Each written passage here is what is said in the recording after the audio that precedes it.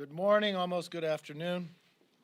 I'd like to start with continuing to keep our prayers for the two sheriff deputies who were ambushed in Compton, my home state. I think we should condemn that violence. That violence has got to stop. In saying that, I'm not sure if my hometown senator has condemned it or done anything about it. I know she went out to California to see the fires. I hope she would stop and see the sheriffs as well. Not sure if she raised money for a reward to find who did this. I know she raised money to bail out the rioters. And I know also that 13 of those staff members on Joe Biden's campaign did as well. Not sure if they're still on his campaign, but I have not heard whether they left. I know you just had a press conference with the Speaker of the House. She happens to be from my home state.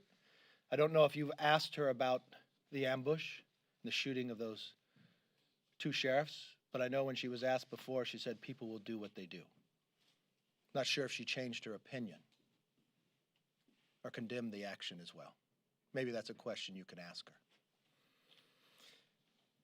This majority under the leadership of Nancy Pelosi has to be one of the weakest congressional terms in history. They carried out the most partisan, rushed impeachment in the U.S. history. Chris Rock has said, in focusing on the impeachment, they let the pandemic come in. They support defunding our police and shrinking our military budget, and they have repeatedly delayed relief for the American people. The Democrats' failures continue. This week, we learned 60% of the businesses that shut down during the pandemic, nearly 100,000 businesses, have closed permanently. Now, as Republicans, we tried to use the so-called emergency session back in August to help our small businesses and replenish them with a successful Paycheck Protection Program. We made that when Speaker Pelosi called us back for that emergency meeting on the post office. You know, prior to our departure, where she said we would not leave until we had a COVID relief bill. And seeing that none would come to the floor through the majority, we used the motion to recommit to do that. Unfortunately, the Democrat majority voted it down. Americans still need relief for the economic fallout of this pandemic response. Congressional Republicans have come to the table with a targeted proposal. Democrats continue to delay COVID relief to pursue an unrelated liberal agenda. We know Chinese continue to spy and are actively attempting to sabotage our vaccine research. I actually produced a bill to sanction anyone after the reports from the FBI that Iran, Russia, and China were trying to hack into our companies, our universities, to steal the vaccine. In doing so, they slowed the process for a vaccine down. Just so happens when we introduced the bill, put it on the floor to a motion to recommit that day, 2 Chinese were found to do this. Again, the Democrats had an opportunity to stop that activity. You know what they did? They voted it down. After being away for weeks, here is what the Democrats decided to make a priority this week instead of doing those. Renaming post offices, advocating for the pot industry, continuing to perpetuate the Postal Service conspiracy theory, and today they're debating a resolution condemning words they used themselves to name their own hearing. Think about that. Democrats called one of their own hearings the Wuhan coronavirus assessing the outbreak. And now the entire chamber is spending hours debating this issue. The few hours we have before people leave to go to the airport. I wonder about those small businesses that have closed permanently. With every delay from Speaker Pelosi and with every COVID package that we had produced, there has been one common denominator. I remember from the very first time I flew back on a red eye when the Senate had an agreement, Schumer announced it. She came into the room to slow it down for another week. Or when the so successful PPP program went out to small businesses, so successful that we knew they would need money by the rapid response that was going out, so the secretary requested more money. We all remember where we were that moment. She stood in front of her refrigerator with her ice cream, telling the country on a late night show that she said no. How many of those 100,000 were part of that delay? Or now, when we need it so badly? You know, I was majority leader. You have the ability to schedule the floor. You spend time looking at the bills, deciding what comes forth. This is what we spent our hours on today. Their priorities are out of sync with the needs of the American people. Instead of failing America, Republicans stood up to make a commitment to America. If you watched us on the steps this week, we made a commitment to America on what we're doing now and what we would do in the future. We believe that we can renew our way of life, defeat the virus, and keep America healthy. We do that by developing a vaccine that is safe and effective. We do that by protecting pre-existing conditions, tripling the rapid COVID testing, lowering prescription drugs. We do that by making our streets safe and secure, by not defunding of the police, but actually adding $1.75 billion for police training, community policing, and 500,000 body cameras. We will rebuild the greatest economy, adding 10 million new good-paying jobs. We do that by expanding PPP instead of holding it back for the small businesses.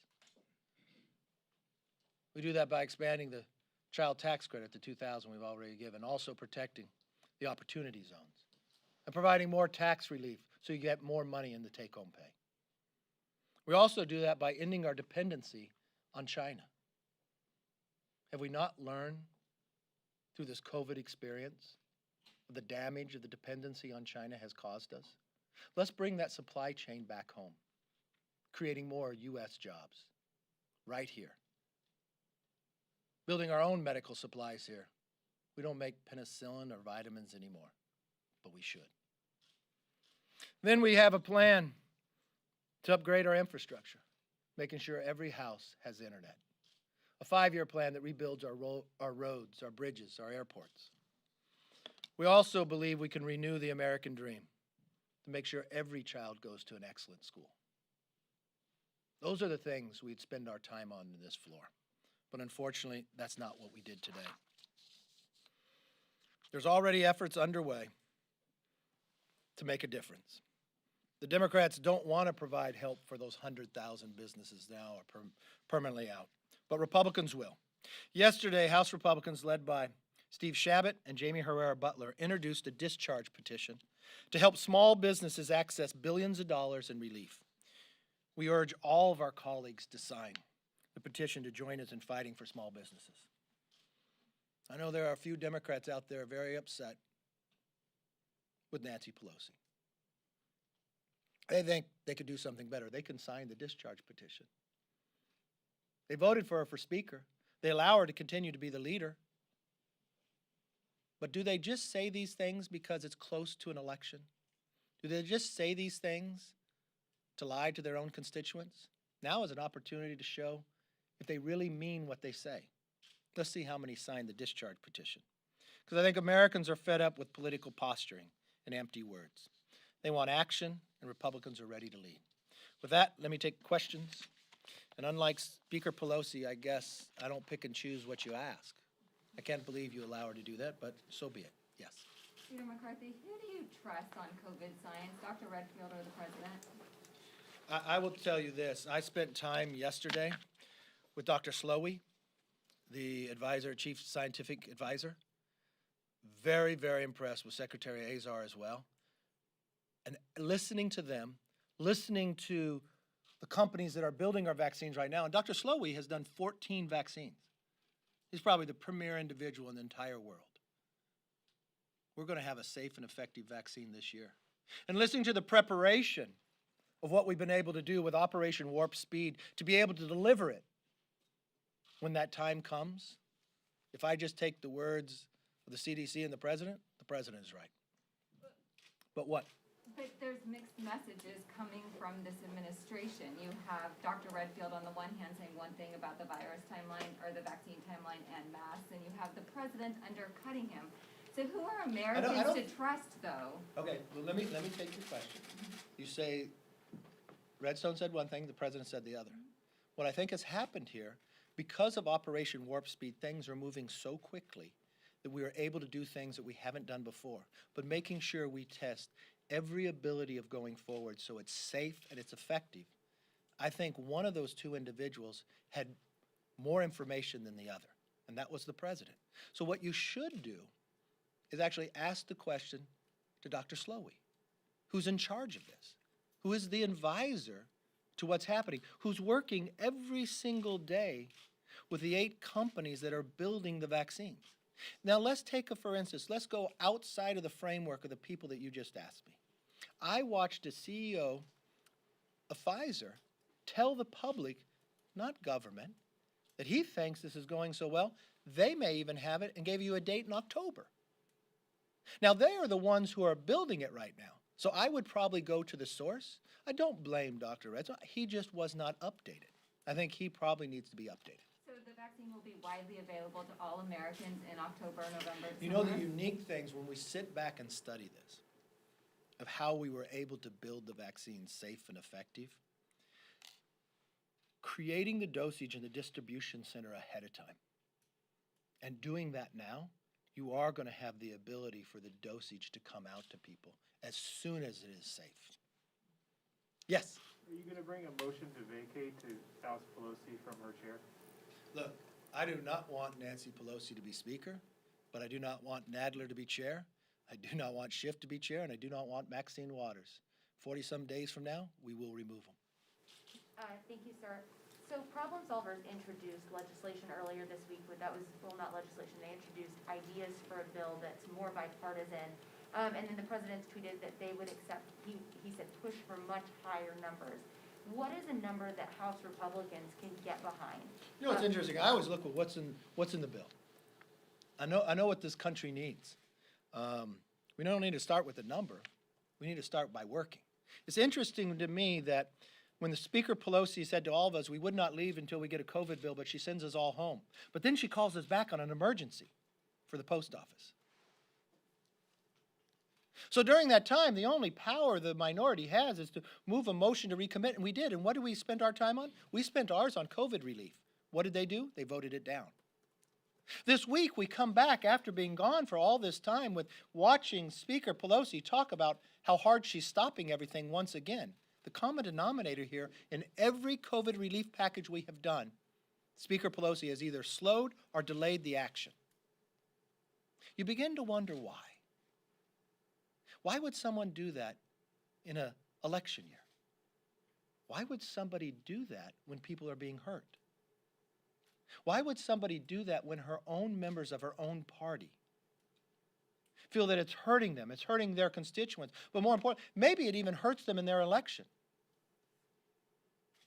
I think knowing her well, she cares more about politics than she does about the people. And that's unfortunate. That's why she should not be fit for that job. Do you agree with the Trump's assertion this morning that, quote, the election result may never be accurately determined? If so, what evidence do you have to support that? And just more broadly, do you think it's appropriate for the President of the United States to be sowing doubts about the election and making such grave accusations? I have not read the tweet. If you want to read it again, look, at every election we have concerns. This one's a little different.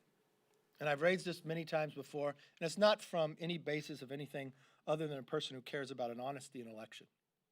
There is a difference between an absentee ballot and all mail ballots. I was just with a friend down in Texas. I have a lot of friends in Texas now, and I've never grown up in Texas. All my friends in Texas had moved from California. This one had moved more than 6 years ago. And when I went to see him for dinner, you know what he handed me? The absentee ballot California had mailed him that he moved more than 6 years ago. Los Angeles County has actually been ordered by the courts to clean up their rolls. So they have more than 1.5 million people on it who do not live there. When you request an absentee ballot, you have to sign your name. So they check your signature based upon your voter registration. There's a check and an authenticity to realize to have a trust in an election. I just watched in LA County, a couple people pleaded guilty to election fraud. We started out this Congress by not seating a member who won an election because Democrats were concerned, and those in North Carolina, that there may have been harvesting of absentee ballots. And now we're going to an election, not just for the House, but for the presidency too, something like we have not heard before, where many states are just giving an all-mail ballot. We watched what happened in New York when they tried to do this. How many thousands of ballots were rejected? So I think the president has a very good point. I don't think it's just the president's point. I think it's a lot of across America. So my answer, apply for an absentee. Mail your ballot in or go to the polls. Many states will have, when you mail an absentee ballot in, that you can trace your ballot electronically and see whether it's being opened or not. You want to make sure your vote counts. But the last thing you want to see, that there's fraud in it. You know, I've read in the paper about these concerns that the FBI has, that you have China, much more sophisticated than any other country outside, that has problems trying to do something in an election. And they've actually determined, they say, who they want to win. They want Joe Biden.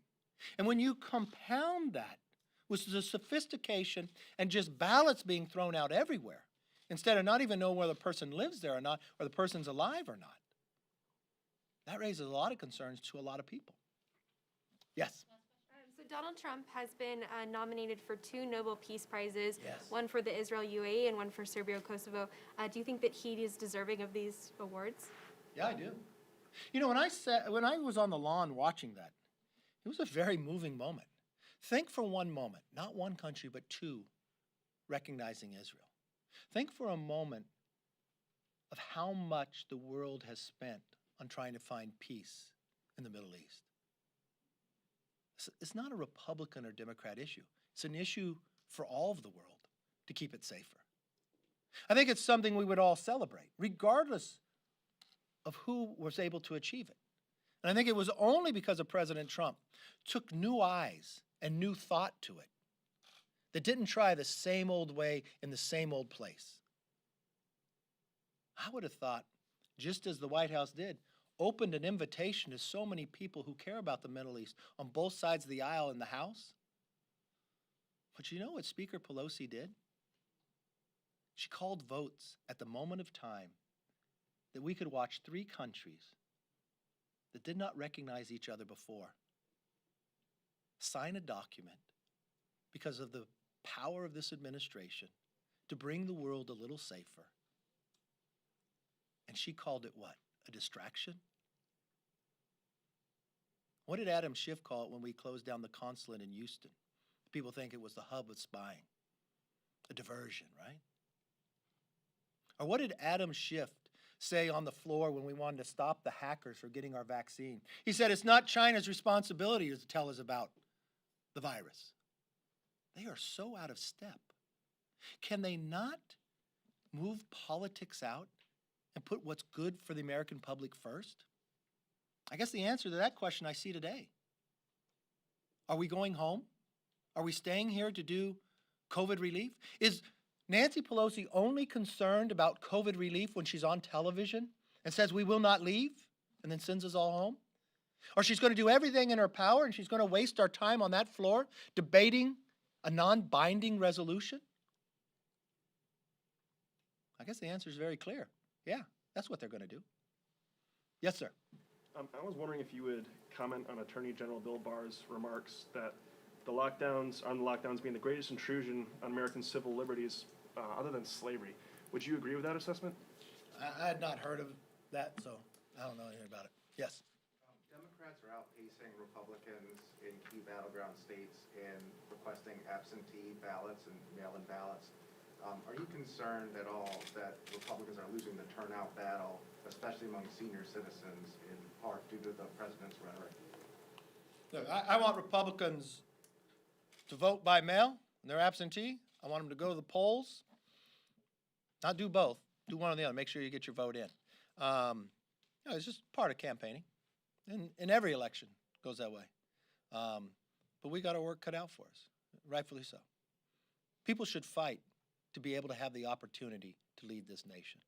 It is a privilege, and you should not waste a moment, which is why it's so shocking to me that the Democrats fought so hard to get the majority. And then they wasted their moment on impeachment. Even Chris Rock has a grave concern that they wasted on impeachment and allowed the coronavirus come to America. Or they just wasted our moment while 100,000 small businesses have permanently closed on doing a non-binding resolution. Or they wasted our moment by making an emergency for all of us to come back, to be concerned about a post office that had the ability to have $25 billion on hand already. And when a COVID relief bill came up, they voted it down. Or they wasted the moment to show America that we will do everything we can to keep them healthy and safe by having a vaccine that is safe and effective, that's stopping any nation, no matter who they are, that would try to hack into our companies. But they voted that down. Are they so blinded that they will harm the average American citizen, that each and every one of us, simply because they want a political gain? That's not what I think of when I think of people who want to lead and run. It's not what I think of when I think of the history of people who walk these halls. And that's why we've made a commitment to America. You can go to our site, commitmenttoamerica.com. You can see if this is what you want to have happen in these halls of Congress, that your voice is heard, that we will renew the American dream, that we will rebuild the biggest economy on earth, and we will restore our way of life. Thank you.